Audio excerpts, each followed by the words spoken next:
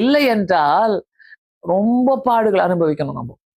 நம்மெல்லாம் ஒருவேளை ஆண்டவர் நம்மள அக்னியில போட்டா எப்படி இருக்கும்? சாத்ராக், மேஷாக், ஆபேத்நேகோ போல.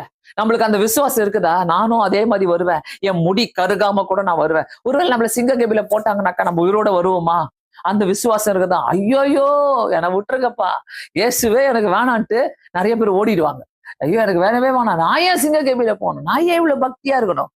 சோ பக்தியா உங்களுடைய ஆசீர்வாதமா எது வேணும்? ஆண்டவரே நான் பக்தியா இருந்தாதான் இப்படிப்பட்ட ஆசீர்வாதங்களை எனக்கு கொடுப்பீங்க.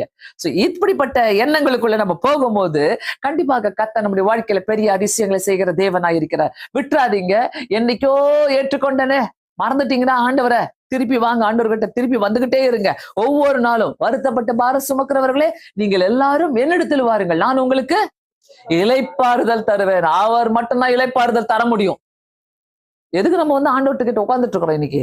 இளைப்பாறுதல். இளைப்பாறுதல்னா என்னது? Peace of mind. அந்த பீஸ், அந்த பரிபூர்ணமான சமாதானத்தை கொடுக்கிறவர். ஆமென். நீ வேணான்னா உனக்கு வேணாம், தரமாட்டாரு. உனக்கு வேணும்னா அவர் தருவாரு. That's all. அவர் சிம்பிள். நான் மனுஷன் அல்ல, நான் தேவனா இருக்கிறேன்றார் அவர். அவர் மனுஷன், நான் மனுஷன் அல்ல, நான் தேவனா இருக்கிறேன்னு சொல்றாரு. அதனால நம்மளுடைய சமாதானத்தை காத்துக்கொள்வது, அவர் நம்மளுடைய மத்தியில இருக்கும் போது தான் நம்முடைய சமாதானத்தை காத்துக்கொள்ள முடியும். பிரியமானவர்களே, கண்டிப்பாக ஆன்லைன்ல இருக்கிறவங்க இந்த வசனத்தை கேட்டுக்கொண்டிருக்கிறீங்கன்னாக்கா இந்த சேனல் ஜெபிக்கலாம் வாங்க, இந்த சேனலை சப்ஸ்கிரைப் பண்ணிட்டு போங்க. நம்ம இந்த நேரத்துல கூடி ஜெபிக்க போகிறோம். உங்களுடைய ஜெப குறிப்புகள் இருக்குமானால் தயவு செய்து இந்த ஜெப குறிப்புகளை கொடுக்குமாறு நான் கேட்டுக்கொள்கிறேன். கண்டிப்பாக இன்னைக்கு கேட்ட வசனங்கள் மூலமாக கர்த்தர் நம்மோடு கூட பேசி இருக்கிறார். யாரையுமே அவர் கைவிடவில்லை. என்னை கைவிட்டுட்டாரு, என்ன அப்படி ஆயிட்டாரு, நான் இப்படி ஆயிட்டேன், அப்படி ஆயிட்டேன். கர்த்தர் மேல பழி போடவே போடாதீங்க.